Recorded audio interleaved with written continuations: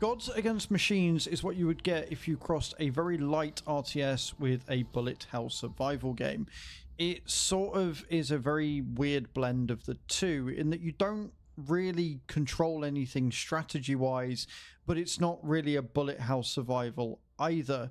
You kind of just have to click your way through and hope that you do enough damage to summon the boss and go from there. This is a game that is due to come out around the 23rd of February, and there is no price on Steam as of yet. As always, I will go through the settings first, and then once we've done that, we will go into the game and I will show you a little bit about the gameplay. One thing I will say is that the artwork for this game and the settings and everything is much better than the actual graphics of the gameplay itself, which is a bit of a shame. Also, there are some other touches that they could add that is very subjective to me that would really help the feel of the game. We're in settings, and one of the first things I want to bring up is one of the small niggling changes that I would like to see made.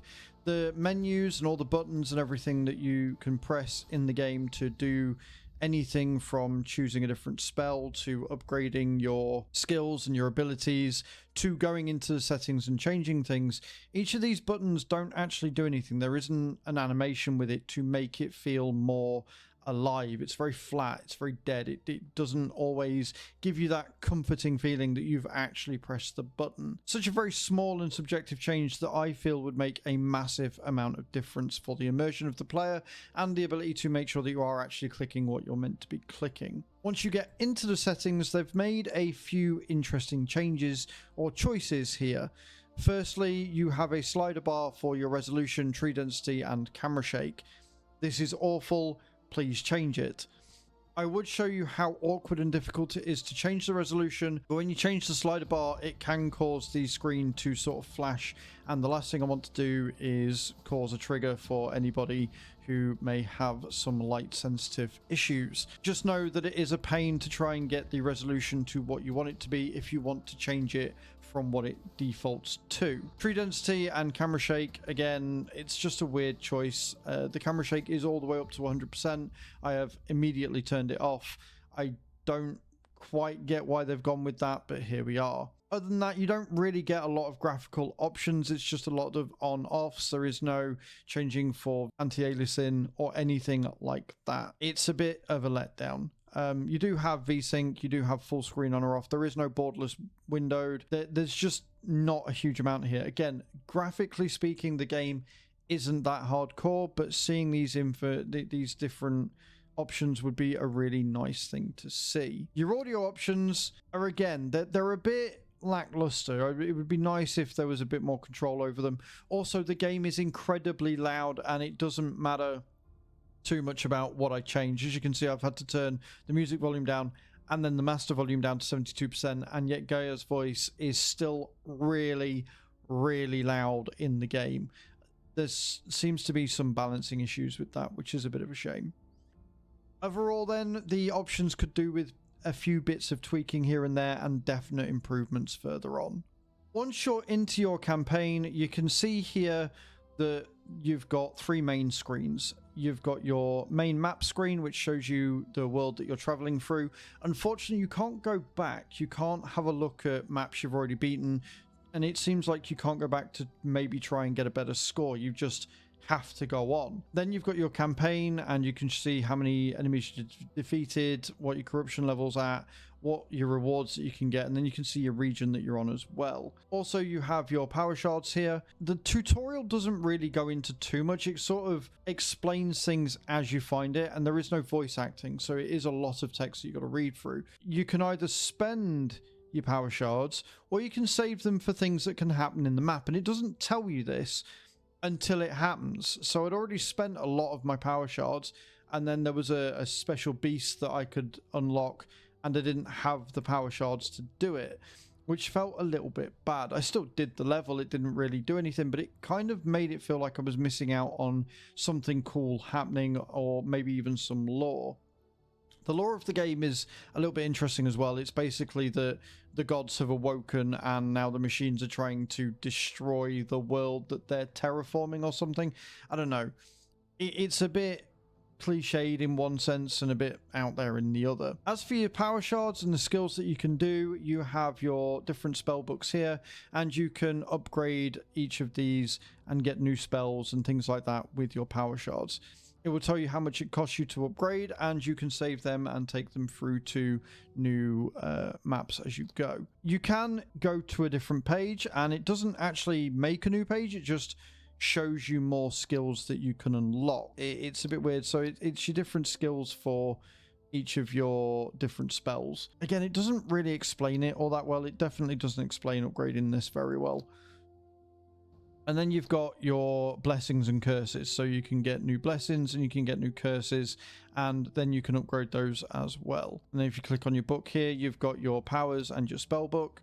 So again, you can go through and upgrade using your Garden of Eden and stuff like that. Okay, once you're in the game, you start here. This is your screen.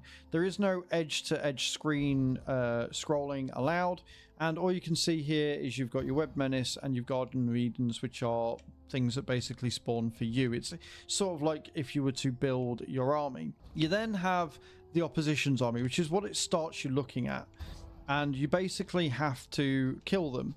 And the way that you kill them is you use your left mouse button. A mana crystal is for me.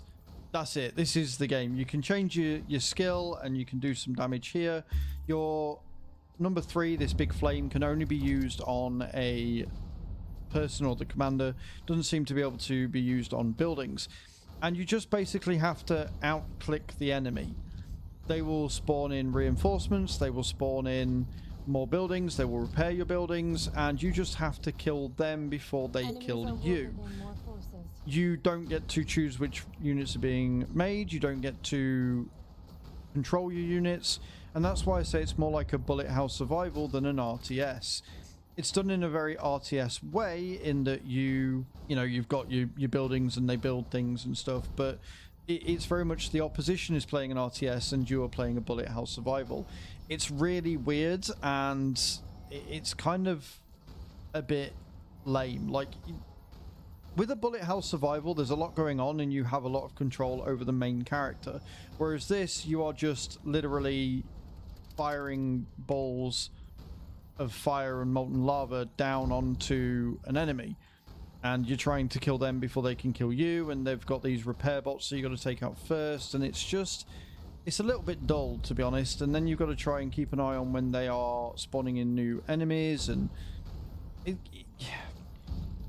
the problem is it's repetitive, right? So this is what I've done on a map that is very similar to this for the last 3 goes.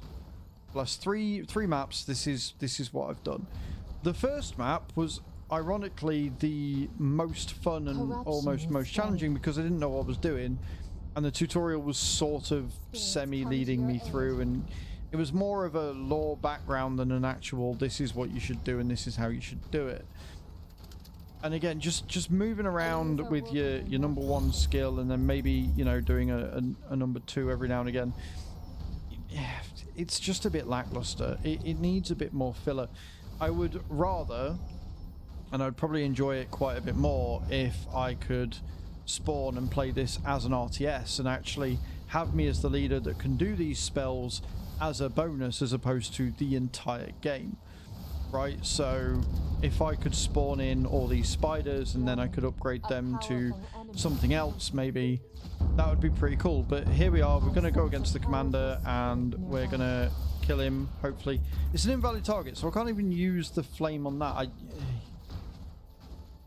I don't know, it feels a bit flat. It doesn't feel great because it's the same thing. This is all I've done each level. It's just there's a few more enemies and I'm not getting 100% points because I'm not defeating all the resources before I summon the commander.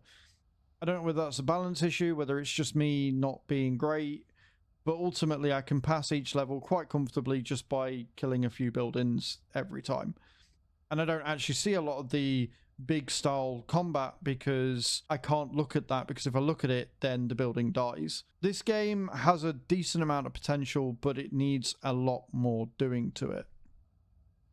Once you've Choose a finished, reward. you can then choose your blessing, and you can, you know, gain what you get, and there's a load of rewards each time, and that will help you as you go through the game, and you'll get more power shards that you can then use to upgrade your skills and just make you better.